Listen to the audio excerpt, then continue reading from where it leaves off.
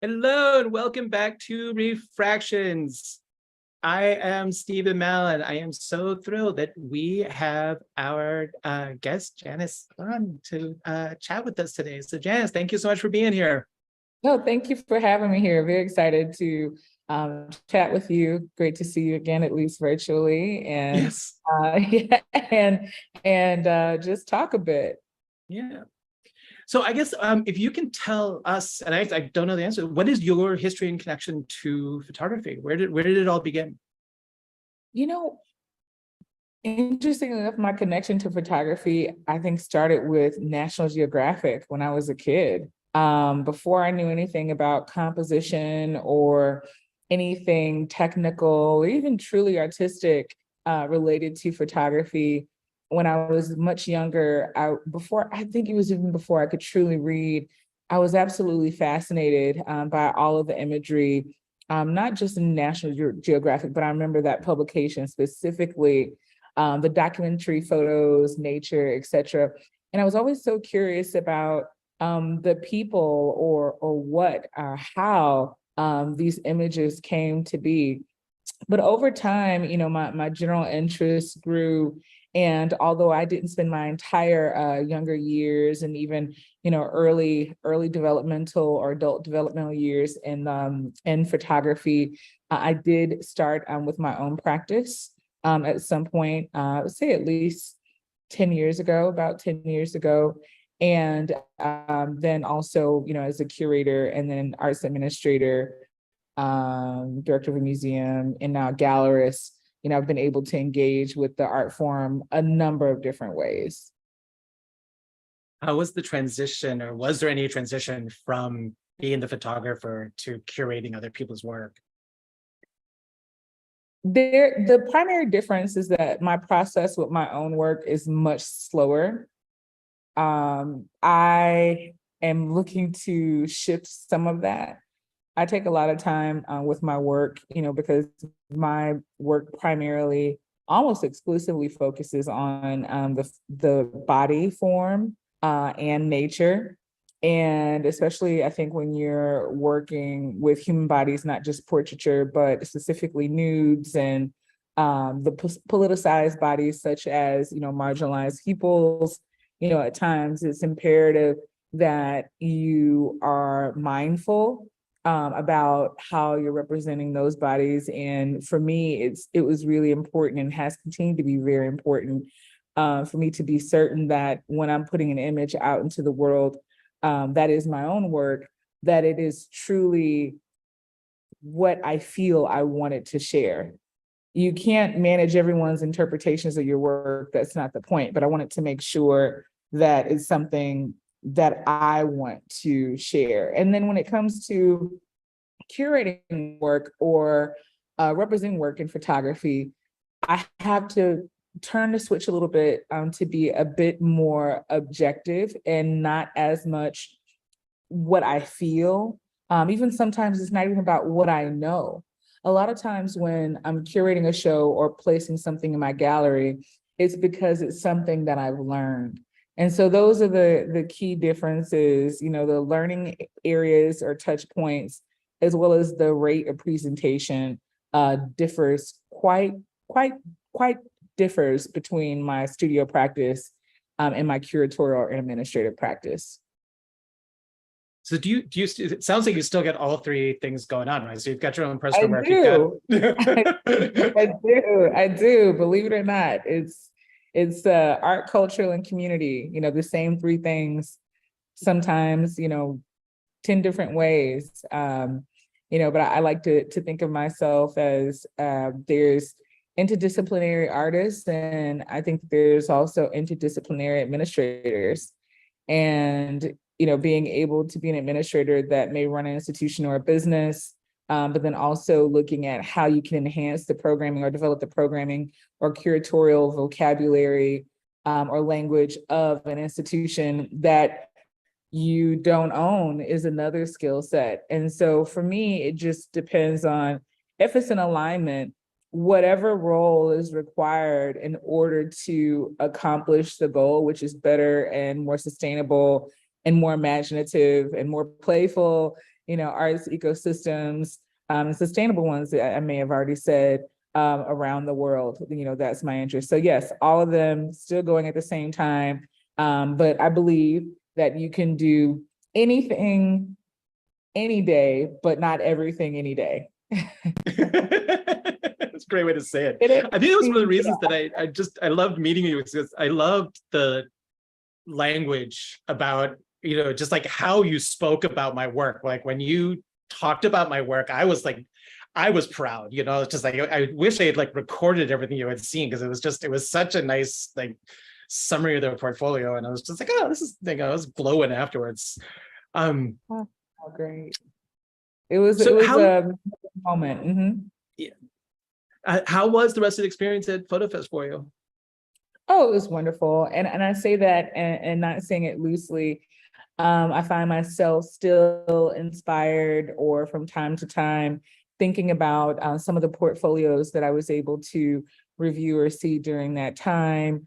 Also thinking about some of the artists, and from time to time, artists will message me, a few of the photographers from the portfolio view, and from some that I didn't have the opportunity to meet or weren't on my schedule, but still staying in touch. And so, it was a great experience, and I'm glad that PhotoFest exists. Alongside that, I will say that I'm very much glad and excited that it also exists here in Houston. How is the art market and scene in Houston? Like, how much like is the business based on like local curators or collectors? Like, well, it depends. Houston is in a very very transformational space. There's a lot of room for our current art ecosystem and landscape to grow, with the addition of, over the past couple of years, multiple cultural districts, new appointments, also looking at a number of artists and arts administrators within the past 3 to 4 years having returned, if you will, people including myself, having returned to Houston after living away for an extended period of time. I lived in Chicago for 13 years before I moved back full-time-ish to Houston in 2020. So you have a lot of new people that have come into the city, new ideas, new artists, new expectations of art, culture, and public space in the city of Houston. But then you also have people who've grown or have returned. And so I think there's an expansive art market in the sense of civic art, design, and public space. There are more murals, there are more ideas. When we're talking about galleries and institutions, I would say that there are a couple of galleries that have come up, in the past year. Of course, my gallery, Artist Bond, here in Montrose. There's Hogan Brown that just opened in Third Ward, being led by an artist, Robert Hodge. And there are a few others, that are Assembly right upstairs, actually one of our neighbors, that focuses on photography and also NFTs. So the tides are not moving swiftly, but they are happening. Would I like to see more collective and collaborative programming around photography-based art alongside and outside of PhotoFest, just throughout the year, every year? Absolutely. Do I think that we have great exhibitions and expansive programming that's evolving in the city? Absolutely. Last thing I'll say related to that is thinking about, Ming Smith's exhibition, Feeling the Future, is at the Contemporary Art Museum right now until October 1st. This is her largest and first full career survey. And so to have that show happen again in Houston is truly, truly important. And this comes on the heels of the Gordon Park Stokely Carmichael that just ended at MFAH, amongst several other art exhibitions that are going on around the city. When it comes to revenue generation, there's still areas of opportunity, but I believe a lot of that exists in education. And now you have a lot of interesting, groups and companies taking more of a directress and educating people about art and creating spaces of gathering, such as, for example, JP Morgan Chase, who is one of the key partners for a long time of Paris Photo, also has been in support most recently of some arts initiatives here in Houston. Are you dealing with Chase? Is that something that you're working on, or like I don't know how to like get to Chase? Yeah, I mean, well, Chase, if you know how to get specifically to Mr. Chase, you let me know too. But being funny, but seriously, it's a big company with a lot of moving parts. But I don't know if you know this, but they have one of the largest, if not the largest, I'm not for certain, art collections like for banks or for like companies in the country. And so they have a wonderful curator. In fact, they own one of Ming Smith's pieces, one of my favorites, in fact. They own a piece of her work and many, many others, hundreds of pieces of artwork. But yes, they were a partner for a couple of sessions and special events and a reception for Ming Smith's, both her exhibition that opened at CAM, but also really engaging and encouraging people to see the exhibition that is currently on view at my gallery that closes this weekend. Nice. So that was great. And then how did the curator and the collections manager at Chase find you? So the short version of that is I was introduced to them, but interestingly enough, it was not someone in the art department that found me specifically. It was someone in another department, wealth management. There are a couple of departments like wealth management, private bank, Black wealth initiatives. Like there's several great things that they have going on. But essentially, one of their team members actually walked into the gallery, and the relationship started from there. And we met a number of different people over time, and the possibilities started to unfold. So it was someone who, in their personal interests, had a connection to art that then created a relationship around art within the company. So it was fantastic. Yeah. I mean, that's how those things can happen.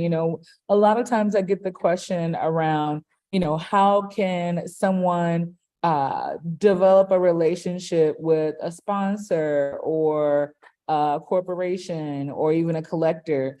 And the answer is truly that it happens a number of different ways. The most important thing is for the artist or the gallery or the company or whomever to be prepared for when those opportunities come. And so that means having your portfolio together. That means making sure that all of your links work. I Google myself every once in a while, not because I just want to Google myself, but I want to make sure that if someone looks up my name and they're looking for something, if they click on it, then the links actually work. Like there are a couple of things on my website. Well, I'm relaunching my website next week. Personal website, but there were some things in the most immediate where I was like, oh, I haven't added, this most recent press or this video. I need to keep this up to date. And so just making sure that we're constantly doing those small things, because everyone is not going to call you or email you when they're considering you for anything. And I'll say that even as a curator, a lot of research happens most of the time before I've even spoken to someone. I could be following them online. I could have pulled their CV. I could be looking at other shows. There's been times where I followed an artist for 2 or 3 years before I invited them to an exhibition. It's so true. Luckily, they were responsive when I reached out, so that's another thing. I was on my website recently and had just found out that like one of the links, there was like a little video that you were supposed to go to and it had gotten disabled. So it just like was dumping you off into like some random page at some point. And it was, I don't know how long. Those things happen. And those Yeah. things happen. It's like if you have a press interview and say the outlet updates their website, a lot of times those links will change. Yeah. And so then now you have your press page and there may be a series of broken links. So especially if a press link is more than 3 years old, I would test it just to see, So true. I've had all of those things happening. Just like links have broken, publications have also like just closed. I'll hyperlink it to a story, but I never necessarily like screen grabbed or like printed out the copy of it, and it's just gone. The publication, the website closed, and it's in the ether somewhere, but I don't know where. And that's, speaking of all of those things are really the more marketing and communication side of my brain. That was my formal education. My formal education was communications and marketing, or international marketing, with a focus in communication design and also business. It wasn't art. I was an art enthusiast in college. And I had friends who were artists who I helped with their business and their marketing. And so a lot of my thoughts around engagement and presentation are not necessarily promotion, because those are two different things. Communication, promotion is a form of communication, but it is not communication in itself. So I think a lot about, how we're presenting work, especially the medium of photography, which has shifted, if you're talking about the art world at large, even in collecting, there was, as we know, there was a time where there was a debate about the true value of photography as a medium. And at times, especially talking edition, those conversations still arise, but that's where the education comes in, and that's where the presentation comes in. And that's where there's the most opportunity for us to remain excited about this craft, because it's always changing. But you show not only photography, right? Or are you exclusive to photo? No, we show all mediums. Yeah. So we had a few photography-based shows, but yeah, we show every medium. So painting, sculpture, you name it. It's really, I thought about it when I first opened before I opened the gallery, when I was in the planning stages. One of the key things I was thinking about was, should this be something that I focus on exclusively? But luckily I didn't, because, I immediately knew that I needed to figure out, well, there are too many voices and stories that I want to see told. What do I do if we only focus on photography? It doesn't stay true to the ethos or the idea or the concept around the gallery. So no, maybe in the future, there may be another iteration of not Artist Bond, but maybe an offshoot. It's not out of the question. Next year, we'll have a photo annual that I'm very excited about. So I'll share more about that when it comes. But essentially, all mediums, all walks of life, with diasporic leanings. Yeah, I have seen a couple of galleries move into that direction, and I think part of it is just, are you diversifying the market? Is that the consequences are, the reality that like some of the pricing and some of the sales have gone down a little bit in the photo market versus, just expanding your client base. It's just like you might have a client that likes photography and painting, and you want to potentially build or nurture that relationship. Absolutely. And the truth is that, when you're looking at some photographers now, I think about the work of, Kobe Deal. His work is interdisciplinary. It's wheat pasting of photography on custom wood paneling, deconstructed paper. They're more sculptural, almost than straightforward frame paintings. In fact, he's rarely showing his work in that way anymore. I mean, you could look at classic artists, masters such as Ming Smith, who have the pristine and qualitative, the silver gelatin prints or archival pigment prints, classically framed. But then she also has the hand painted photographs, and many of those look more like paintings than photographs. Yeah. So the market, not only is the market shifting in certain areas, but also the artists are shifting and they're experimenting more. And so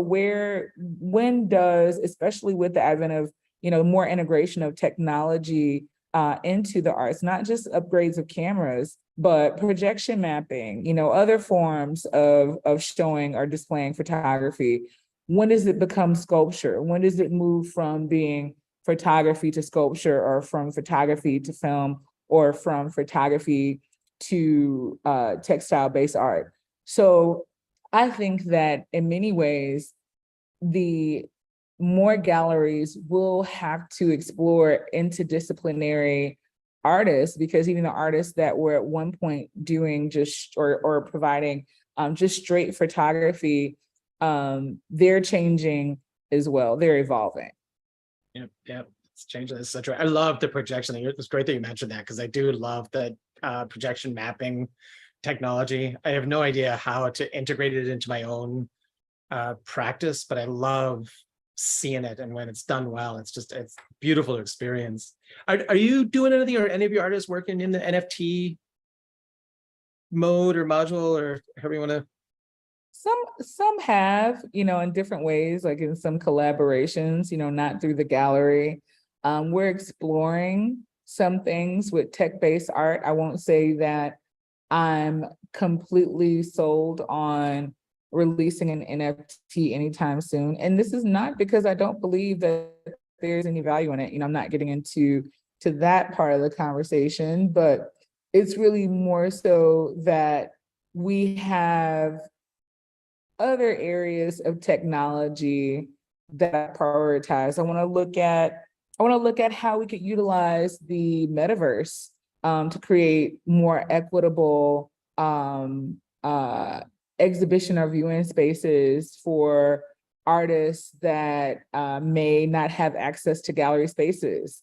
Thinking of artists or photographers who may be currently incarcerated, or maybe across borders, and not be able to come into the United States and show their work, or even ship their work.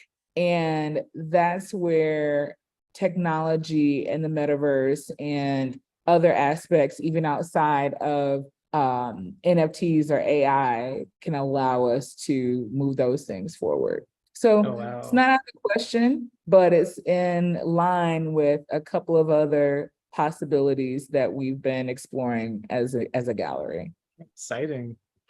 Can't wait to see what that is. Yeah, more to come. And then you're coming to New York next week, right? Like the photo fairs? No. We actually will not be in New York. We will not be in New York for photo fair. But we will be in New York very soon. So there's more to come there. But we won't be in New York next week. But next week is our gallery's 1-year anniversary. So super excited about that. We turn 1. Happy birthday. Thank you. We turn 1 on September 8th. So very excited about that. But very much looking forward to, we did Photo Basel earlier this year in Switzerland, this summer. We did. Yeah, it was fantastic. And, a couple of other things. And so, we'll continue to, work with fairs and hopefully photo fairs, New York next year, amongst a few others. But there's a couple of projects, that we're even working on back in Europe, including an artist residency program that kicks off in 2024. So, you'll see a lot of us in a number of different ways. That's so cool. That's great to hear. Talk to us about that fair, because how many years, do you know how long that fair has been around? Because I only saw it in existence for the first time in the past year, like the Photo Basel, like the Photo Basel, I believe, has been around. This past year I want to say it was their 8th year. Already, Um, okay. yeah, I've been following them for some time. It was a number of years I've been following them. And I said, you know, when I own a gallery someday, I was like, I want to participate in this fair. It was something really interesting about how they presented the medium and how they allowed people to explore it, and it was serious, but then there was moments to play, and the team really prioritized like engagement and not just artists or other fairs getting to know the gallerists, but also the gallerists getting to know each other. And so there were really a lot of opportunities to build those relationships, and especially for a new gallery, it's important for us, to continue to build community. But I'm also the type of gallerist and advisor. I want to see the artists succeed, and there are only a handful of artists that we represent exclusively. And so I have no problem that if there is a gallery that I think is a great fit, on the other side of the world and the globe, that I think would be a great fit for an artist, I'll certainly, if they ask, I'll make a recommendation, because it only makes that artist's career and their showing, here stronger. And again, the priority is better, more reflective, engaging, exciting arts ecosystems overall. And that doesn't happen just in one place, one institution, et cetera. So excited about that. That's great that you're open to that, because yeah, I've been with my gallery for almost 15 years, and it's like I've had a couple of different times where people have said, well, we'd have to have you exclusively, and I'm just like, I can't do that. Like, I have got a working relationship in place, and I'm not going to break it off. Like, you look great and you sound exciting, and I'm really glad you like the work and everything, but I can't pack up and leave, because we've got, I've got 15 years of trust built with this. It's like a marriage, it's like I can't get out of this relationship. I don't want to. Yeah, I mean, and the thing is, I think that it's imperative that every artist understands what they want from their art career, especially a photographer. Because there are so many different avenues, of how we can go about, I would say, the collective our work. And so it's imperative for the artist to know, what do you want out of your career? What do you want out of this particular body of work if you want to go further? And in the case of some artists, you may be represented by a gallery, but you have this new body of work that they may not, or initiative, or you may want to get into civic art and design. Several artists that will be working with our gallery very soon are non-exclusive with other galleries, but even in the region. But our exclusive relationship is around their civic art and design projects. Not every gallery has the capacity or the interest to work on those things. I happen to have quite a bit of experience, in civic art or public art, and design and project management and cultural planning. So when an artist is looking to move into that area, if a gallerist is interested in making sure that they're the most successful, a great deal of the time, it's going to be better for them not to just support them with the submission of application, but actually partner with a gallerist or an advisor or consultant that really knows about that work and will support the artist in being able to see it through successfully. So yeah, just the artists always have to remember, you're the boss, and you just decide, what fits for you, and don't get too caught up, although do take good advice, take good advice when it comes your way, but know the difference between what's your path and someone else's, and be open to that being a bit different. Yeah. I mean, there's no textbook, there's no written path. It's like the relationship that you developed with the collector at Chase, that was, pretty much, I think, a unique story. It's just like, not everyone is going to have that connection between the right work and the right time. And you made the introductions. Absolutely. And it's not like they walked into my art studio, they walked into my gallery. We didn't bump into each other at the grocery store. So there were a combination of different things that were in place to make that easier and more viable. So absolutely, it's kind of a one of a kind story because of the circumstances that led to it being a viable option. I also had a photography master that was going to be an upcoming show. This was set before I met them, and an exhibition at a museum, so a number of different things were already in play prior to that relationship coming about, that again made it more viable on both sides. And so once again, this goes to not saying that you always have to have that combination of things, but essentially as a photographer, as an artist, as a curator, as an administrator, whatever position you're playing on the field, it's imperative to always have some level of preparation for the opportunities that you seek. You should be ready to go. You should know what it would take to take your dream exhibition, to an extent across the country. You should know what it takes to frame your entire show. If an investor or benefactor says, okay, what will it take to produce, your next show? You should know the answer to that. And if you don't, get on it, Yeah. Get that number. Yeah. Going back a little bit to Basel and the logistics, how did you get the work there? Like, did you go through an art shipper, or how did you, like, that is one of my biggest, like, I feel like complications and expenses is the international shipping on these fairs, because you're sending like an entire, 15 pieces or whatever into this booth and everything. And it's like, the responsibility, it's like if the crate doesn't show up, it's air travel, it's expensive. Like, it's complicated. So it's complicated. And I say that, I start with that because it took multiple people for this to happen. And one of them was a professional that I work with that focuses on import-export. The most important thing that you could do if you don't have a direct contact to someone that works in art shipping, import-export, like I did, and I'm happy, afterwards to share with you the information, for any referrals or any artists that are interested. I had a great experience with them.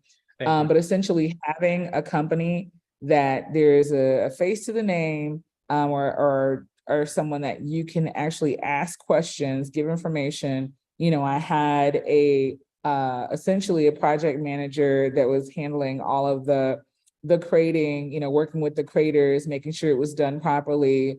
I had my gallery assistant there for when it was time for it to be picked up. I had to have someone there before I even made it to Switzerland to receive it, all of the documentation. So the thing is that if you don't have someone, make sure that you're working with a fair or a gallery or an event, that they have someone. Either you have to have someone or they have someone. But there should be some level of familiarity with the event or the location, just so that the challenge is always what would possibly be like the last minute hiccups that you wouldn't plan for. And I would plan early. And so I think that there's an opportunity to demystify that. We have a workshop that's going to happen, or, I could just say just conversation that's happening later this fall about participating in fairs. So, I'll keep you posted on that. Again, my experience as a gallerist and as an advisor and a curator, a lot of the things that I'm working on right now is about how to share that information more consistently. So if you go to our, Artist Bond HTX Instagram, or mine, every Thursday for the past 2 weeks, this week will make the third. I've been putting out like short videos about art, about collecting, about just little things, definitions and terminology, and we'll start getting into some collector tips and things like that. But the education is very important, because yes, if you want to participate in a fair, even as most of the time you're participating as a gallery, almost exclusively you are usually, but when you're shipping art anywhere, there's a lot to consider, and it's always best to consider bringing in a professional to help you.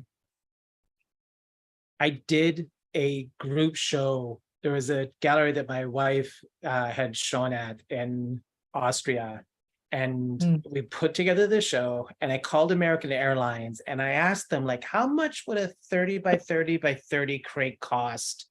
And they're like, well, how much does it weigh? And I was like, I think it's 150 pounds. They're like, okay, so that's excess weight. So it'll be $200. I'm like, okay.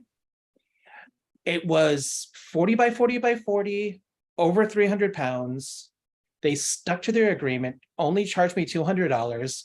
It took us about 2 hours to get through security because we had to unscrew the roof because it wouldn't fit through the x-ray, but got it through, went through the show, everything went, smoothly. We get there and they're like, okay, you have to put down half of the value as like the carnet. And it was, you made it, $30,000 worth of photography. Yeah, so you made it, which is a rarity. The transport is only one part of this. It's the one of the smallest parts. Yeah. Now it's like customs. And the thing about it is that there is no negotiation. You are going to have to, there may be conversation, but it's not a question of whether or not you're going to have to pay. You will have to pay something. And it's better to know before you get to the other side. Yeah, because we landed and found out about this because I had not asked, I did not have the experience, and got them down to like a number that I was able to like give them a check, and we were all right. And then we get back with the show afterwards. And it was only when I left Austria is when I filled out the carnet. And I brought it back to the US Customs and I handed this to him and he's staring at me. I was like, you were supposed to do this before you leave. And I was like, yeah, I kind of realized that like yesterday. And he checked my record and he was like, you've never done this before. We're going to let you back in, but you do this again and we're keeping everything. Yeah. And I was like, that sounds good. So that was my one get out of jail card. I think I used it up 18 years ago and it's probably still sitting in a file somewhere. So yeah, I think I got really lucky that time. And I think that's why I'm so spooked about ever doing it again.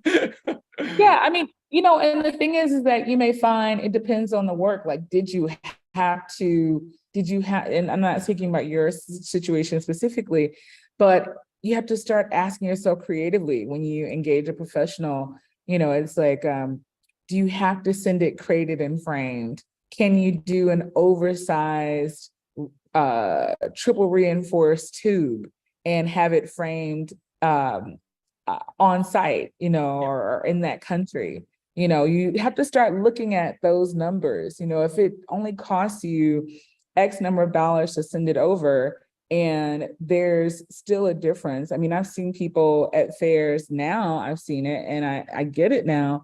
I've seen people use, very nice, but for some fairs, disposable or collapsible or reusable frames, and they'll even give them away. They're like, I'm not trying to take this back with me, and some of them will house really nice photography. So will I spend X thousands of dollars on framing my next art fair exposition? I don't know. It depends on who the artist is and what the requirements are to show their work in the best light. Will that be my default setting going forward? Absolutely not. So you're going to go to Basel again next year, hopefully? I don't know. I don't know. There are a couple of fairs in the air. My team and I are making some decisions, interestingly enough, over the next week on who and what and when to move forward with. There are a number of different exhibitions and projects that we're working on next year. So I just want to make sure that whatever we're doing is in the best light and the best current capacity. Because a big part of our work, yes, it's the import and export of art and culture, but it is also, again, civic art and design. It is also community program. It is also cultural planning. There's a number of different aspects there's a couple of hotels that we'll be working with next year for work. And so those projects require a little more attention than, singular collectors or purchases. So I don't know, but we are thinking about it deeply and intentionally. And as we're growing our roster of artists, represented artists, we look to align with the fairs that would support them the most. Fantastic. It sounds like there's a lot of exciting things coming. I know, 1 year down, many more to go. Hopefully, Absolutely. that's the plan. That's the plan. So this went super fast. I am out of my questions. Is there anything else you would like to share with the audience? Like where I guess first, where can everyone see and follow the gallery? Well, for sure. So the website is www.artisbond.gallery. So that's ARTISBOND.gallery, not .com. And I think it's still exciting or relevant to go to our website, although people generally default at times to social media, because we do place things on there, featured books, and we'll be adding more content in the fall. But we do have a dynamic social media presence on our Instagram, which is instagram.com/artisbondhtx. So that's ARTISBONDHTX. And then my Instagram is @Janice Bond. So those are the key areas where you can always find us online. Our Instagram is more dynamic than my Instagram, but you can get information on both. And if I were to say if there's anything that I would want to share more with photographers or the audience that's here, is be excited about these third spaces, galleries and the partnerships that exist, the biennials. If you can participate in a portfolio review, they matter.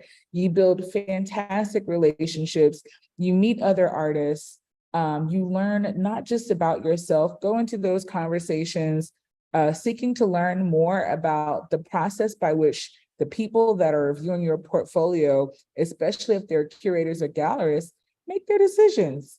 What is exciting them right now?